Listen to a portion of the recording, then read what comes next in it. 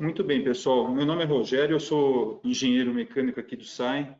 Estou no SAI há 2 anos e tenho aprendido a ser engenheiro sanitarista também. A ideia agora é mostrar um pouquinho sobre motobomba, dividir a minha apresentação em 2 partes. Uma primeira parte mais teórica e uma segunda parte mais prática, mostrando o que nós temos feito aqui em São Carlos. São Carlos é um município relativamente pequeno, né? São 250 mil habitantes, ou seja, está numa fase de transição, e nós temos 120 economias.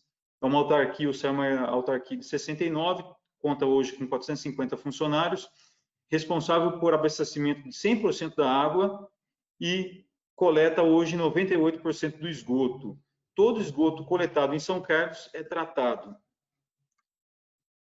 Aqui eu apresento um número que pode gerar muita discussão, muitas apresentações, muito estudo, porque a gente produz um pouquinho mais de 3 milhões e 200 mil metros cúbicos de água por mês, e o volume de água faturado é por volta de 1 milhão e 350 mil metros cúbicos, ou seja, 41% da água produzida. É um valor pequeno, a gente sabe, nós temos trabalhos aí sendo desenvolvidos para aumentar um pouquinho esse percentual. Bom, muito bem. De onde vem esses 3 milhões de metros cúbicos? Nós temos hoje 2 captações superficiais, que representam 37% do volume, e 34 captações subterrâneas. São poços profundos de 50 a 280 metros cúbicos hora. Representam, portanto, 63% do volume. São Carlos é uma cidade que não sofre com, pelo menos por enquanto, não sofre com a estiagem, porque essas mananciais superficiais eles são bem seguros e as captações subterrâneas são muito boas. Bom, falando um pouquinho da energia, aonde nós gastamos a energia elétrica? Nessas 2 captações superficiais, consome por volta de R$500 mil por mês, ou seja, 25% do montante gasto em energia elétrica. Nas 34 captações subterrâneas são 1 milhão e 150 mil. Outros gastos, seja na operação de dieta, entre outros, 350 mil, num total aproximado mensal de 2 milhões de reais. Eu mostro aqui um quadro, um diagrama de pizza, onde mostra que as despesas elétricas, elas assumem aqui um valor bastante significativo, 23% de todo o gasto do SAI. Essa é uma figura provocativa. Onde nós estaremos em 2030? Uma população crescente, boa parte ocupando as cidades, demanda de água crescente, enfim. E isso vai exigir uma mudança no padrão de produção, uma mudança no padrão de consumo, onde a eficiência energética é uma palavra sempre e cada vez mais difundida, né? A ideia de eficiência energética é um conceito que eu trabalho desde 95, mais ou menos, desde o meu mestrado, que foi nessa linha, eficiência energética, e, enfim, vim para o SAI somar e tive o prazer de me deparar com pessoas que também pensam da mesma forma. Falando um pouquinho das bombas de deslocamento dinâmico, vocês todos conhecem, essa é uma figurinha aqui tirada do catálogo da KSB, são bombas caracterizadas por transferir quantidade de movimento para o líquido através da aceleração provocada por um elemento rotativo, o rotor. Muito bem, para isso precisa de velocidade, por isso que são chamadas de bombas de deslocamento dinâmico. As bombas de deslocamento positivo, eu não vou tratar nessa minha apresentação, mas a gente tem estudado a aplicação de bombas de deslocamento positivo para bombeamento de esgoto. O que caracteriza uma bomba de deslocamento dinâmico? São as suas curvas de pressão versus vazão e outras curvas que eu vou apresentar posteriormente. O que nós temos, por exemplo, numa bomba da KSB, uma 080-250, 125, 080-250, eu tenho uma pressão de 34 MCA, eu vou até a curva aqui do rotor, que é o diâmetro do rotor, 269, por exemplo, encontrando essa curva do diâmetro 269, eu tenho a vazão. Essa é uma forma de interpretação dessa curva. O que eu posso fazer com essa bomba? Eu posso ter inúmeras visualizações. Posso mudar um pouquinho aqui o diâmetro do rotor, posso mudar um pouquinho a pressão manométrica, posso mudar um pouquinho a vazão. Essa daqui é uma curva de uma bomba trabalhando a 1750 RPM. E a sua correspondente curva de potência versus vazão. Então, aqui numa mesma vazão de 105 metros cúbicos, no mesmo diâmetro de rotor 269, nós temos uma potência consumida de 13 kW. Esse é um conceito já bem explorado, acredito eu, bem conhecido de todos, mas que sempre cabe uma revisão. Por quê? Porque a gente sempre cai numa situação de controlar a vazão, regular a vazão ou a potência de um sistema de bombeamento. Basicamente, a gente tem três formas. A primeira, fechando o registro de saída, que é fechando o registro ajusante da bomba, ou adequando o diâmetro do rotor. No caso, a gente consegue reduzir. Para aumentar, a gente tem que comprar um rotor novo, ou uma forma um pouco mais inteligente de se fazer, que é alterando a rotação da bomba usando o inversor de frequência. O primeiro método é um método fácil, é um método rápido e é reversível. A bomba está com uma vazão muito alta ou está puxando uma potência muito elevada, uma corrente de motor muito alta, o que a gente acaba fazendo? Fechando um pouquinho o registro de saída. É fácil, é rápido, é reversível, porque eu posso voltar a abrir o registro. Só que nós temos um problema, que é a redução significativa na eficiência energética.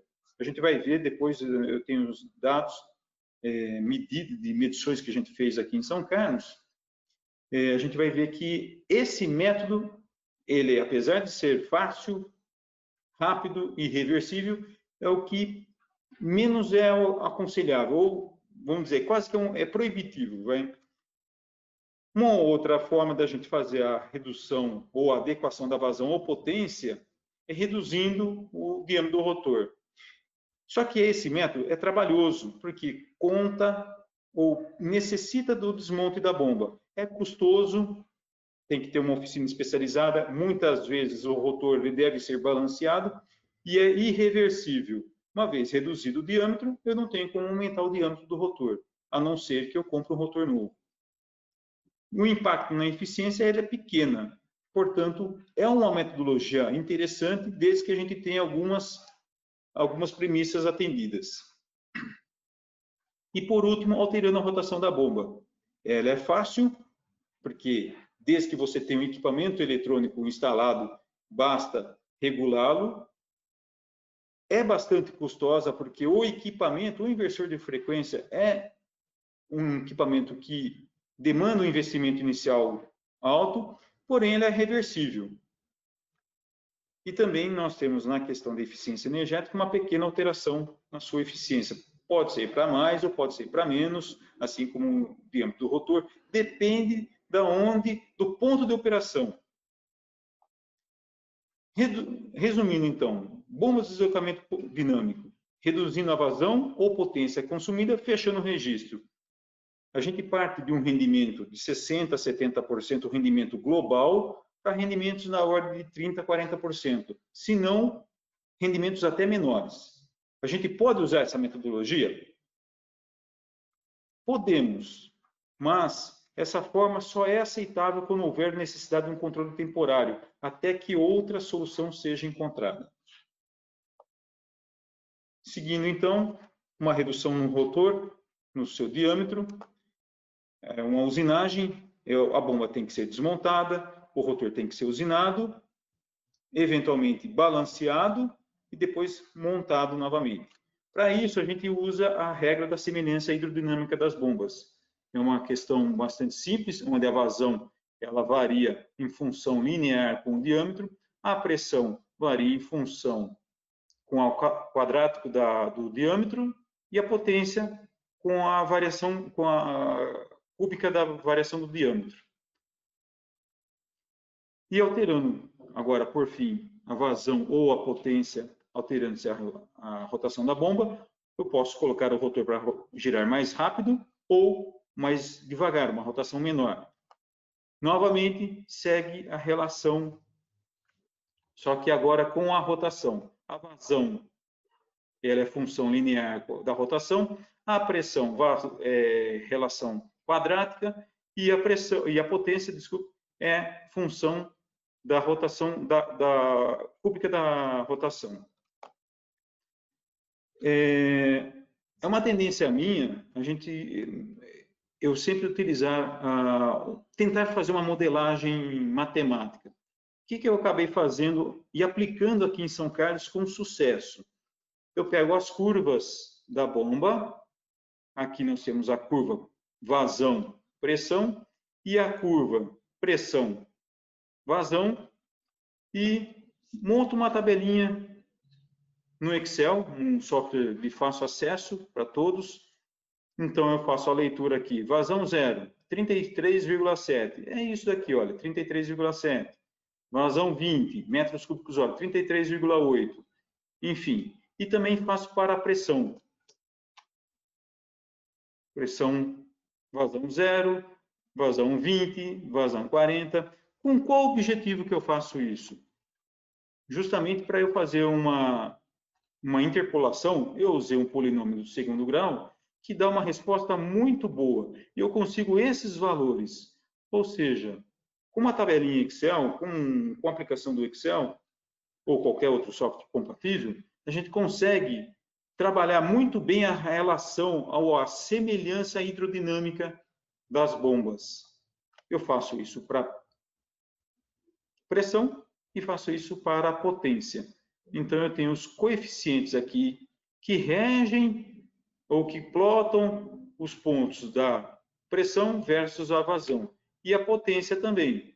Aqui nós temos uma ótima correlação, é um polinômio de segundo grau, e eu faço isso daqui, e depois, um aprimoramento, ou pelo menos um aprofundamento no Excel, eu consigo montar uma planilha onde eu coloco a rotação, o diâmetro, eu posso colocar a vazão, e ele começa a dar respostas, inclusive gráfica.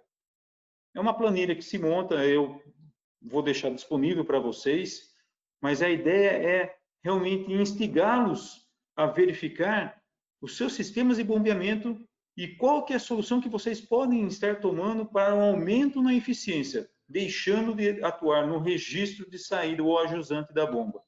Então, num caso aqui, eu coloquei, nós temos aqui uma característica da bomba, e aqui uma característica da tubulação, comprimento equivalente, os coeficientes, os diâmetros, a coluna, e ele dá a interseção, qual que é o ponto de operação, vazão, pressão, potência e o rendimento hidráulico. Rendimento hidráulico, tá, pessoal? Eu não estou falando do rendimento total, porque, afinal de contas, o motor elétrico também tem o seu rendimento. Partindo para a parte prática, onde eu apliquei esse conceito aqui, essa tabelinha que foi montada. Nós temos duas captações superficiais. Uma delas é a captação do Ribeirão Feijão, é água bruta. Ela funciona com represamento de água, é uma captação bem antiga já aqui em São Carlos, e ela é responsável por 27% da água produzida em São Carlos. São 870 mil metros cúbicos mensais. Aqui uma outra vista, ou seja, a água é represada, ela entra nos canais aqui, e é um canal de retenção de folhas, de areia, e chega num canal aqui, onde as bombas succionam a água. Essa é uma captação que tem uma característica bastante interessante, porque ela não fica tão próxima da nossa estação de tratamento de água, ela fica a 16 quilômetros, e tem um desnível bastante grande, são 157 metros. Essa água aqui é uma água que tem a sua nascente lá em Analândia e vem para São Carlos, percorrendo muitas fazendas que se mantêm preservadas, e por isso essa água aqui é uma água de excelente qualidade. A tubulação que conduz a água até a estação de tratamento de água é uma tubulação de aço, 600 milímetros, sendo essa uma obra de 1970. O importante dizer, nesse momento, é que essa captação, ela trabalha com regime constante. Eu digo isso porque há um tempo atrás, alguns anos, uns bons anos, foi tentado fazer uma adaptação ou uma tratativa um pouco mais moderna do controle do regime dos motores com inversor de frequência, e isso acabou não dando certo, em função das harmônicas geradas e entre outros problemas. O regime constante impõe a essa captação uma característica bastante interessante que eu vou discutir depois na apresentação. Essa captação, portanto, ela conta hoje com 7 bombas. Nós temos 4 unidades desta bomba aqui, que é uma Envil, uma 150-600H, trabalha com motor de 500 HP, uma rotação de 1.750 RPM e trabalha com selo mecânico. É uma bomba robusta, moderna, com grande eficiência. E ela, para efeito de apresentação, ela vai ser indicada aqui com um símbolo um pouquinho maior, uma bomba grande. E nós temos 3 unidades de uma bomba menorzinha aqui, que é uma bipartida também, que trabalha com uma 5 UNB13. Ela trabalha com um motor de 400 HP, a uma rotação de 3.500 RPM, e ela trabalha com gacheta. A gente ainda não adaptou selo mecânico nela e talvez nem o faça. Um painel aqui para vocês verificarem como que elas estão ligadas. Então, nós temos a bomba 1 até a bomba 7. Bomba 1, bomba 3, bomba 5 e bomba 7 são bombas grandes, são as bombas da Envil. E as bombas menores, elas trabalham em paralelo, ou seja, captam água do rio, colocam numa única tubulação e mandam até a ETA. Nós temos uma derivação no meio, porque nós temos uma outra ETA no meio do caminho, mas é uma ETA pequena que trata aí por volta de 80 metros cúbicos hora. E a nossa maior estação de tratamento da água trata 350, 320. Aqui, quando eu tirei esse print, estava com 318 litros por segundo. Muito bem. Qual que foi a motivação desse trabalho? Foi o baixo rendimento que a gente observa e a perda da escorva das bombas pequenas. Por quê? Porque elas trabalham com gacheta. As bombas grandes trabalham com selo mecânico, elas não têm essa característica, elas não perdem a escorva. Então, inicialmente foram feitas medições no dia 7 de abril, com a seguinte situação. Até meio-dia, 4 bombas trabalhando. 2 grandes e 2 pequenas. Do meio-dia até às 6 da tarde, somente 3 bombas grandes. E depois 4 bombas grandes. E esse foi o resultado do rendimento. Aqui o rendimento por volta de 50%, 52%. E depois, somente com as bombas grandes, um rendimento por volta de 60%. É evidente que nós temos uma perda aqui de bombeamento, né, de volume bombeado. Mas a perda, a gente vai ver, ela não é muito significativa. Aliás, ela é muito custosa em termos de energia. Não contente com esses resultados, ou pelo menos duvidando de alguns dados, a gente voltou a fazer medições no dia 20 de julho. Medições com as bombas B1, B3, B6 e B7 em funcionamento. Ou seja, agora 3 bombas grandes e uma bomba pequena. Ok?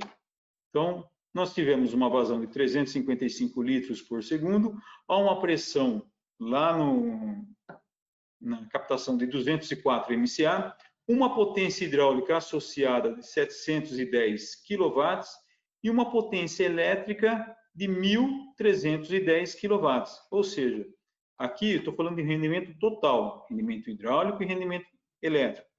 Temos um rendimento de 54,2%, um rendimento baixo. E depois, desligando a bomba 6, que é uma bomba pequena, somente com as bombas grandes que trabalham com selo mecânico, nós tivemos uma vazão de 328 litros por segundo, a uma pressão um pouquinho menor, 196 MCA, a uma potência hidráulica de 630 e a uma potência elétrica consumida de 1.080 kW. E aí nós temos um rendimento de 58,4. Aumentou, portanto, de 54 para 58. Nós tivemos uma perda de vazão? Tivemos, evidentemente, porque nós tivemos o desligamento da bomba 6. Mas a gente caminhou num sentido de aumento do rendimento. Fazendo uma comparação e introduzindo um conceito que eu gosto muito, que é o entendimento do crescimento marginal, custo marginal, rendimento marginal, da marginalidade, no bom sentido, né? 355 litros por segundo. Nós temos as 3 bombas e a bomba 6 trabalhando. E somente as 3 bombas trabalhando, 328 litros por segundo. Fazendo a simulação, ou melhor, os cálculos, a gente tem uma diferença de 27 litros por segundo. Há uma pressão média de 200 MCA, entre 196 e 204, só para efeitos de cálculo. Há uma potência associada desse volume bombeado a essa pressão de 52,9 kW. Essa é a pressão, ou melhor, a potência associada ao ligar a bomba B6. Mas para ligar a bomba B6, a gente tem um consumo energético, uma potência necessária de 230 kW, que, portanto, fazendo a razão dos 52 por 312, nós temos um rendimento de 23% apenas. Ou seja, para a gente aumentar a vazão em 27 litros por segundo, que dá 97 metros cúbicos por hora, o sistema absorve 230 quilowatts de potência elétrica. Portanto, o rendimento marginal é de 23% a um custo mensal de aproximadamente R$65 mil. A gente gasta R$65 mil para bombear apenas 27 litros por segundo, porque o sistema já está saturado. Na verdade, ele pode ser recalculado. E eu utilizei as curvas características dessa bomba, dessas bombas B1, B3, B7, que é uma bomba, um modelo só.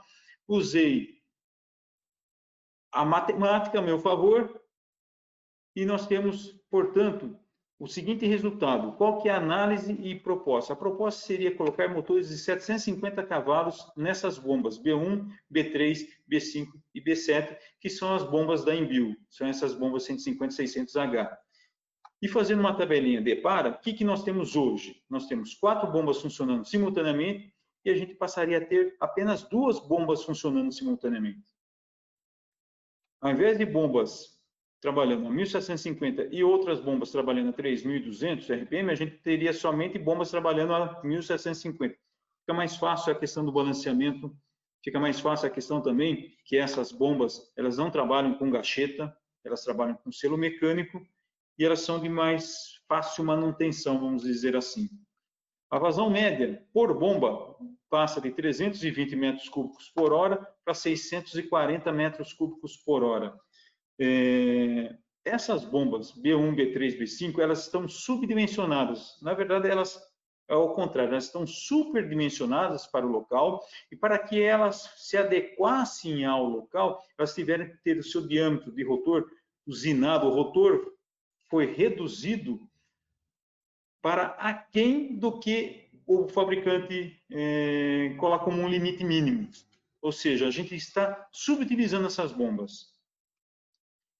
Portanto, a gente deixaria de ter motores de 40, de 400 e 500 cavalos e passaria a ter 4 motores de 750 cavalos. E deixaria de consumir 1.310 kW, passaria para 1.104 kW. São números aproximados pela simulação matemática, utilizando a tabelinha lá, a matemática e o Excel a favor. Bom, o que a gente teria, então, no final de mês, de todo mês? Uma economia de R$60 mil aproximadamente, que soma 720 mil por ano. Eu não fiz o custo de payback ainda, o cálculo do payback, mas a gente está estimando, a gente tem todos os custos fechados, mas a gente está estimando que o projeto se pague em 2 anos, 2 anos e meio no máximo, porque os motores, a gente já está partindo para motores IR4, e com montagens mais elaboradas de alinhamento, enfim, né? O senão, pendências que a gente tem correlacionada a esse tipo de montagem. Aqui é uma vista interna da captação. A gente pode ver as bombas, os motores e alguns registros, pelo menos o seu volante. O startup dessas máquinas, ela funciona com um sistema de vácuo, a escorva. A escorva ela é feita através de uma bomba de vácuo que não está nessa foto, mas a gente tem que startar as bombas uma a uma. Faz-se vácuo na linha, enche-se a linha e aí dá a partida na bomba. Passado um tempo, faz-se novamente, esvaziando-se a linha, faz-se novamente um vácuo, starta uma outra bomba.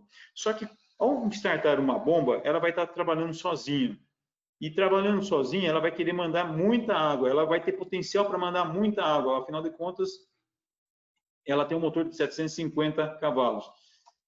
O que a gente vai ter que fazer, então? A gente teria que automatizar, ou pelo menos facilitar a abertura e fechamento desses registros, de tal forma que, quando se parte uma primeira bomba, se feche um dos registros, ou o registro correspondente à bomba, para que a gente tenha controle de corrente.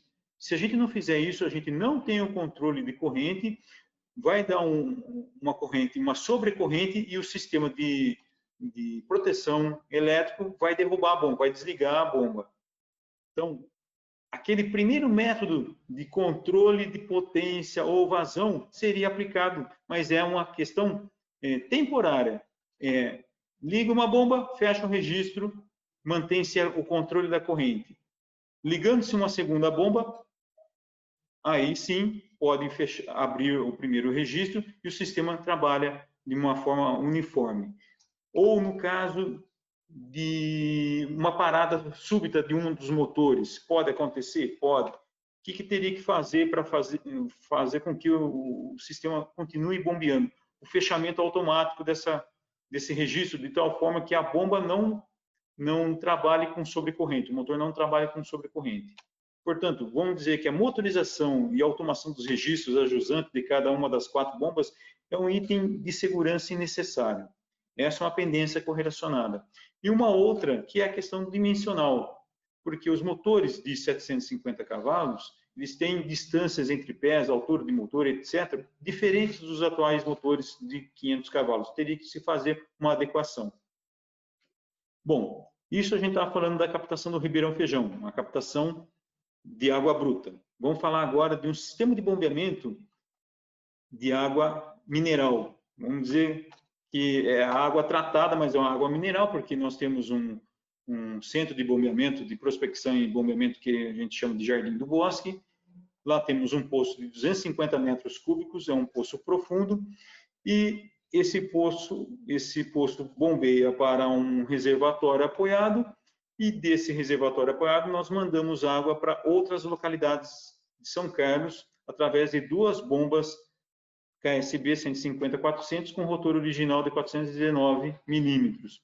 Eles são tocados através de motores WEG 125 cavalos e R4.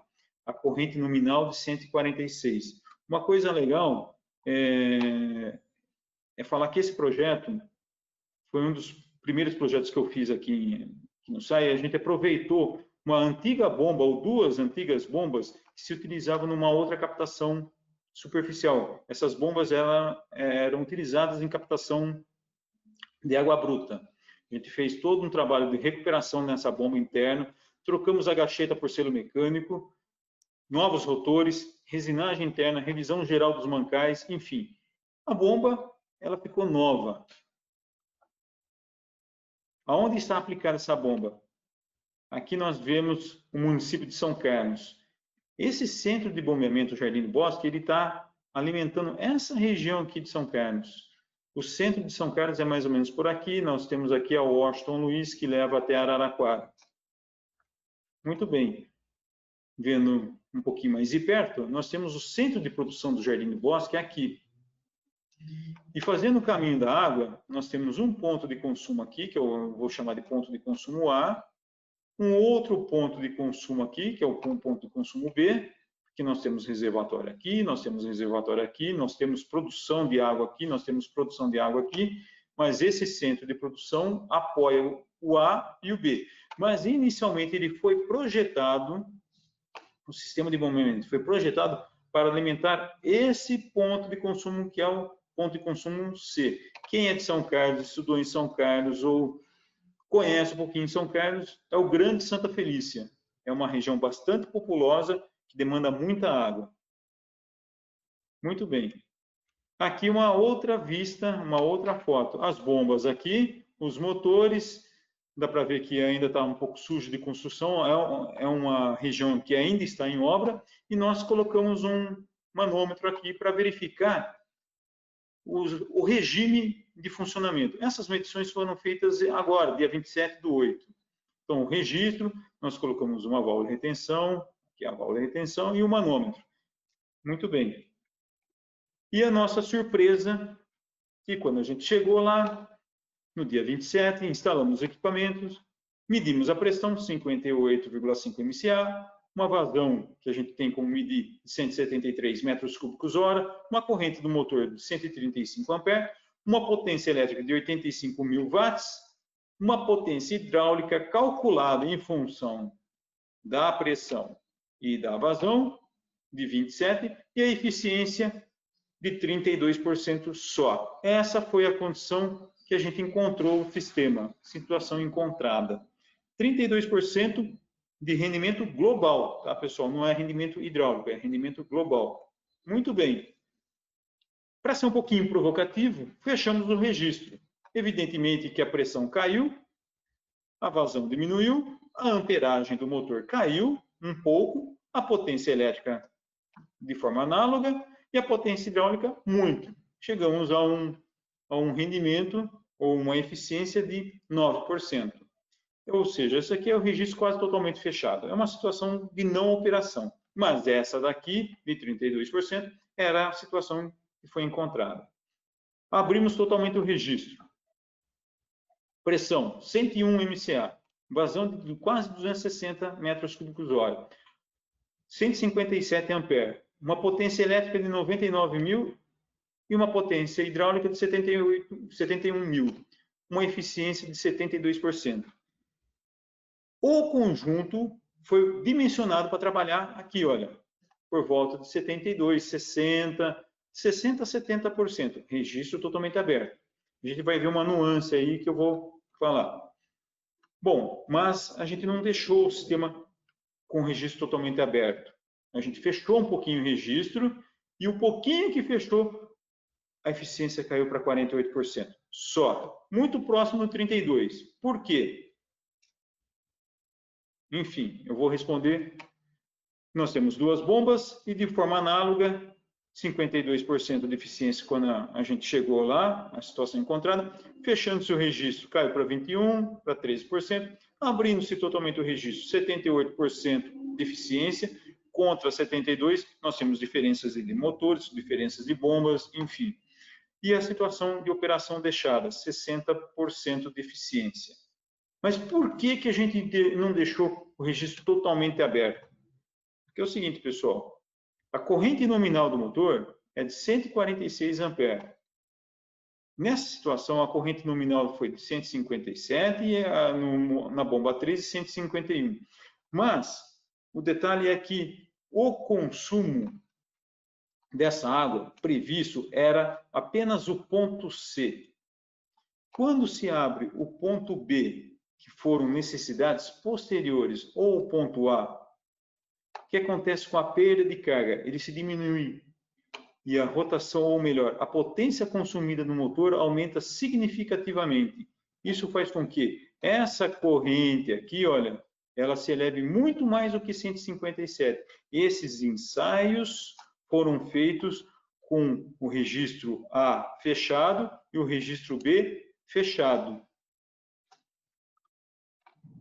E o registro C aberto, como era o requisito inicial do projeto. Já que fez isso, vamos pegar consumo A, ou ponto A e o ponto B para abastecer também, fez com que a perda de carga se diminuísse, e afinal de contas esse trecho é significativamente menor, e aí a corrente do motor ela sobe significativamente. Como que a gente faz o controle da corrente? Fechando o registro. Fechando o registro, a gente controla a potência, infelizmente também controla a vazão, né? Ou seja, nesse caso, a gente tem um motor de partida com soft start. Nesse caso, pelo fato do regime ser flutuante, a melhor medida aqui seria usar um inversor de frequência, de tal forma que a gente pudesse setar a corrente máxima sempre no 146, 141 ou 144 e a rotação variando em função se o registro A está aberto ou está fechado, ou se o registro B está aberto ou fechado. O registro C sempre fica aberto, afinal de contas o projeto foi feito para bombear a água para C, o consumo C. Se não houvesse esse consumo A e o consumo B, o que naturalmente a gente poderia fazer? Muito bem, se com registro totalmente aberto está consumindo 157 amperes ou 151 amperes, a gente poderia naturalmente pegar, recalcular o diâmetro do rotor, desmontar a bomba, usinar o rotor para fazer a adequação dessa amperagem, para que não tenhamos problemas elétricos. Certamente, a eficiência seria um pouquinho afetada, mas talvez 1%, 2% no máximo, mas não, vamos dizer, daqui para cá são 24%, né? Aqui são 18%. É muita coisa, uma perda de eficiência muito grande, né? Para finalizar, então, pegando um exemplo de uma situação com regime constante, que é a captação de água lá do Ribeirão Feijão, e uma situação flutuante, que é lá do Jardim do Bosque, no caso lá da captação de água bruta, a gente vai estar trabalhando com a adequação do diâmetro do rotor. Uma vez ligada a bomba, ela vai ter o seu regime constante. Aqui, o regime flutuante. É imprescindível o uso do inversor. Infelizmente, esse projeto foi conduzido, foi colocado painéis com soft start, e agora a gente vai ver o que nós vamos fazer, né? Se a gente aceita essa perda de eficiência ou se vale a pena pegar esses painéis e aplicar em algum outro lugar, que são painéis para motores de 125, e colocar um inversor de frequência para atuar de forma flutuante no bombeamento dessa água para os diversos bairros de São Carlos. Muito bem, eu agradeço ao SAI pelas oportunidades, ao Proesa, que participei do Proesa 1 e agora do Proesa 2, ao pessoal da agência que sempre está nos apoiando, sempre está nos assistindo, Daniel presente aí sempre, quase que um professor aí para a gente. Deixo o meu contato, deixo o meu e-mail, meu telefone, se vocês quiserem trocar ideias. Como eu disse no início, o Proesa 2 é uma rede de aprendizado e eu acho que a gente tem que dar continuidade a esse trabalho. Por isso, o meu e-mail e meu telefone. Agradeço a audiência aí, muito obrigado.